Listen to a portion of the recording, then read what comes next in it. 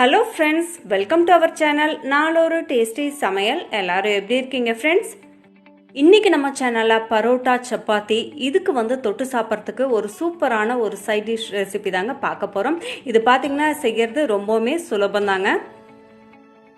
Vegetables எல்லாம் நிறைய சேர்த்து ஒரு வெஜிடபிள் சால்னா தாங்க இன்னைக்கு செய்ய போறோம். இந்த ரெசிபி பாத்தீங்கன்னா பரோட்டா சப்பாத்திக்கு ஒரு சூப்பர் காம்பினேஷனான ரெசிபிங்க. கடைகளில் சாப்பிட்ற வெஜிடபிள் சால்னா பார்த்தீங்கன்னா நிறைய காய்கறிகள் போட்டிருக்க மாட்டாங்க. நான் பார்த்தீங்கன்னா இன்னைக்கு நிறைய காய்கறிகள் பார்த்தீங்கன்னா இந்த ரெசிபியில் சேர்த்தி இருக்கேன். இந்த வெஜிடபிள் சால்னா செய்யறது ரொம்பவுமே சுலபம் தாங்க. இந்த ரெசிபி எப்படி செய்யறது, இந்த வெஜிடபிள் சால்னா செய்யறதுக்கு என்னென்ன பொருட்கள் தேவை அப்படின்னு பார்க்கறதுக்காக வீடியோக்குள்ள போகலாம் வாங்க. பார்த்தீங்கன்னா எல்லா வெஜிடபிள்ஸுமே நான் கட் பண்ணி ரெடியாக வச்சிருக்கேன். கேரட், பீன்ஸ், காலிஃப்ளவர், கொத்தமல்லி தழை, உருளைக்கிழங்கு, புதினா, சோயா ஒரு 20 எடுத்திருக்கேன். நல்லா சுடுதண்ணில போட்டு கொதிக்க வச்சு நல்லா பிழிஞ்சு எடுத்து வச்சிருக்கேன். பெரிய வெங்காயம் 2 நல்லா பொடியா கட் பண்ணி வச்சிருக்கேன்.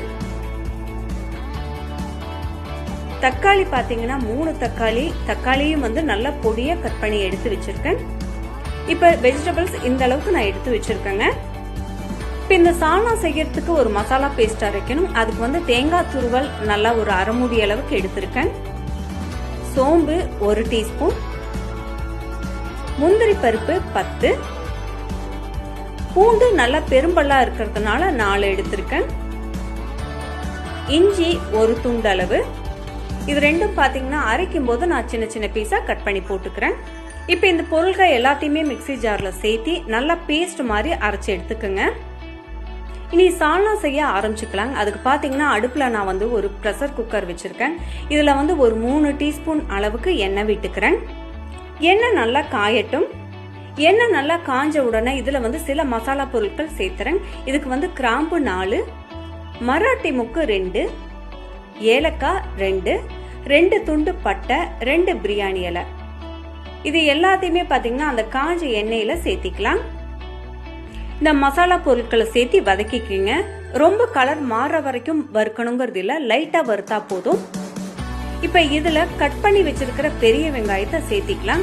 நான் பெரிய வெங்காயம் 2 எடுத்திருந்தேங்க. இந்த 2ஐயும் நல்லா பொடியா கட் பண்ணி எடுத்து வச்சிருந்தேன். அதை தான் இப்ப நான் சேர்த்திக்கிட்டேன். இப்ப இந்த வெங்காயம் வதக்கும் போது ஒரு லைட் ஒரு பிஞ்ச் அளவுக்கு சால்ட் சேர்த்துனீங்கன்னா நல்லா ஈஸியா குக் ஆகும். ஒரு லைட் ப்ரௌன் ஆகிற வரைக்கும் வதக்கிக்கிங்க. இப்ப இதுல எடுத்து வச்சிருக்கிற காய்கறிகள் எல்லாத்தையுமே சேர்த்திக்கலாம். நான் 1 கேரட் எடுத்திருந்தேன். பீன்ஸ் பாத்தீங்கன்னா ஒரு 15, காலிஃப்ளவர் ஒரு சின்ன அளவுல எடுத்திருந்தேன். சோயா பாத்தீங்கன்னா ஒரு 20 எடுத்திருந்தேங்க. உருளைக்கிழங்கு ஒரு மீடியம் சைஸ் உருளைக்கிழங்கு. இப்ப இந்த காய்கறி எல்லாத்தையுமே சேர்த்து நல்லா வதக்கிக்கிங்க. இப்ப இதுல நீங்க இன்னும் விருப்பப்பட்ட காய்கறி கூட சேர்த்திக்கலாம். உங்களுக்கு மஷ்ரூம் பிடிக்கும்னா கூட இதுல கூட ஆட் பண்ணிக்கலாம். இப்ப எல்லாத்தையுமே சேர்த்து நல்லா வதக்கிக்கிங்க. நல்லா வதக்கின அப்புறமா பாத்தீங்கன்னா இதுல நம்ம எடுத்து வச்சிருக்கிற கொத்தமல்லி தழை நல்லா ஒரு கைப்பிடி அளவு போட்டுக்கோங்க. புதினாவையும் கூட இப்ப சேர்த்திக்கலாம். இந்த ரெண்டும் பாத்தீங்கன்னா சேர்த்தும் போது இந்த ஒரு ரெசிபிக்கு ஒரு டிஃப்ரெண்டான ஒரு டேஸ்ட்டை கொடுக்கும். கண்டிப்பா இந்த ரெண்டையுமே நீங்க சேர்த்து ட்ரை பண்ணி பாருங்க. புதினா கொத்தமல்லி தழை நல்லா வதக்கின அப்புறமா இதுல கட் பண்ணி வச்சிருக்கிற தக்காளியை சேர்த்திக்கலாம். தக்காளி ஒரு 3 பெரிய தக்காளி எடுத்திருந்தேன். அதை நல்லா கட் பண்ணி வச்சிருந்தேன். அதை நான் இப்ப சேர்த்திக்கிறேன். தக்காளியும் நல்லா ஸ்மாஷ் ஆகிற வரைக்கும் நல்லா வதக்கிக்கங்க.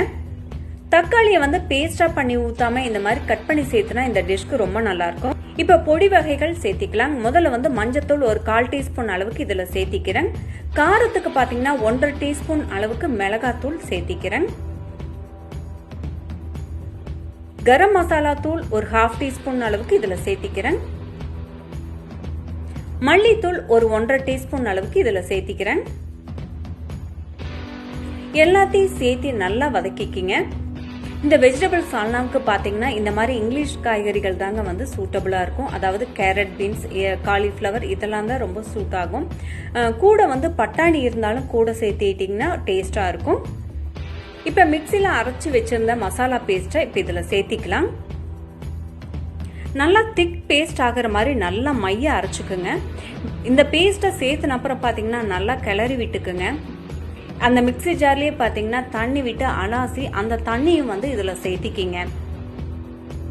இப்ப இந்த தேங்காயோட சேர்த்திருக்க முந்திரி பருப்பு பாத்தீங்கன்னா இந்த கிரேவியை வந்து நல்லா திக்காக்கும். நான் வந்து ஒரு 5 டம்ளர் அளவுக்கு தண்ணி விட்டுருக்கேங்க. பாத்தீங்கன்னா இந்த மாதிரி தண்ணியா இருக்கிற மாதிரி தெரியும். ஆனா பாத்தீங்கன்னா நல்லா வந்து கொதி வந்த அப்புறம் பாத்தீங்கன்னா நல்லா கொஞ்சம் திக்காகும். வெஜ் சால்னா பாத்தீங்கன்னா கிரேவி மாதிரி திக்கா இல்லாம கொஞ்சம் தண்ணி மாதிரி இருந்தாதான் நல்லா இருக்கும். இப்ப இந்த சமயத்துல இந்த ரெசிபிக்கு தேவையான அளவு உப்பு சேர்த்திக்கலாம். உப்பு சேர்த்தி நல்லா கலந்து விட்டுங்க. ப்ரெஷர் குக்கரை மூடி வச்சிடலாம். மூடி வந்து ஒரு 2 விசில் வரட்டுங்க. 2 விசில் போதும். உங்களுக்கு வந்து வெஜிடபிள்ஸும் நல்லா வெந்து வந்திருக்கும். கிரேவியும் கொஞ்சம் நல்லா திக்கா இருக்குங்க. குக்கரை மூடி வெயிட்டும் போட்டுட்டங்க. ஒரு 2 விசில் வரட்டும். வந்த அப்புறம் வந்து அடுப்பை ஆஃப் பண்ணிக்கலாம். ப்ரெஷர் அடங்கின அப்புறமா வந்து நம்ம ஓபன் பண்ணனா போதும். விசில் பாத்தீங்கன்னா ஒரு 2 விசில் வந்துருச்சுங்க.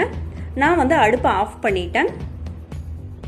காய்கள்லாம் முதலே கட் பண்ணி ப்ரிப்பரா வச்சிருந்தோம்னா இந்த டிஷ் வந்து ரொம்பவே குயிக்கா பண்ணிடலாம். ப்ரெஷர் பாத்தீங்கன்னா அடங்கிடுச்சு. இப்ப நான் வந்து ஓபன் பண்ணி பாக்குறேன். ஓகேங்க, ஃபைனலி வெஜிடபிள் சால்னா ரெடி ஆயிடுச்சுங்க. நம்ம போட்ட வெஜிடபிள்ஸ் எல்லாம் பாத்தீங்கன்னா நல்லா குக் ஆயிருக்குங்க. மேல பாத்தீங்கன்னா எண்ணெயும் நல்லா பிரிஞ்சு நல்லா மிதக்குது. உங்களுக்கு கிரேவி பாத்தீங்கன்னா கொஞ்சம் நம்ம விட்ட தண்ணியை விட கொஞ்சம் நல்லா திக்காயிருக்கு. சர்வ் பண்றதுக்காக ஒரு பவுல்ல மாத்திக்கிறேன். இன்னைக்கு பாத்தீங்கன்னா கோதுமையில பரோட்டா பண்ணியிருக்கேன். அதுக்கு மேட்சா பாத்தீங்கன்னா இந்த வெஜிடபிள் சால்னா பண்ணியிருக்கேன். உங்களுக்கு பரோட்டா உங்களுக்கு வந்து கோதுமை ஆகட்டும் மைதால செஞ்சாலும் இந்த வெஜிடபிள் சால்னா பாத்தீங்கன்னா ரொம்ப சூப்பரான ஒரு காம்பினேஷனுங்க. உங்களுக்கு தோசைக்கு நல்லா இருக்கும். ஆனா பாத்தீங்கன்னா பெஸ்ட்னு பாத்தீங்கன்னா பரோட்டாவுக்கு வந்து ரொம்பவே பெஸ்டா இருக்கும் இந்த ரெசிபி. வீட்டில் செய்யறதுனால நம்மளுக்கு பிடித்தமான காய்கறிகள் எல்லாமே சேர்த்திக்கலாங்க. அதே மாதிரி காய்கறிகள் குவான்டிட்டி அப்படிதான் உங்களுக்கு வந்து நிறைய நம்ம சேர்த்தலாம். ஹோட்டல்ல பாத்தீங்கன்னா இந்த அளவுக்கு நம்மளுக்கு கொடுக்க மாட்டாங்க. இந்த வெஜ் சால்னாவை நீங்க வந்து உங்க வீட்டில் செஞ்சு பாருங்க. எப்படி இருக்குன்னு உங்களோட ஃபீட்பேக்கை கமெண்ட்ஸ்ல சொல்லுங்க. உங்களை நான் மற்றொரு டேஸ்டியான சமையல் ரெசிபியோட சந்திக்கிறேன். அது வரைக்கும் பாய் ஃப்ரெண்ட்ஸ்.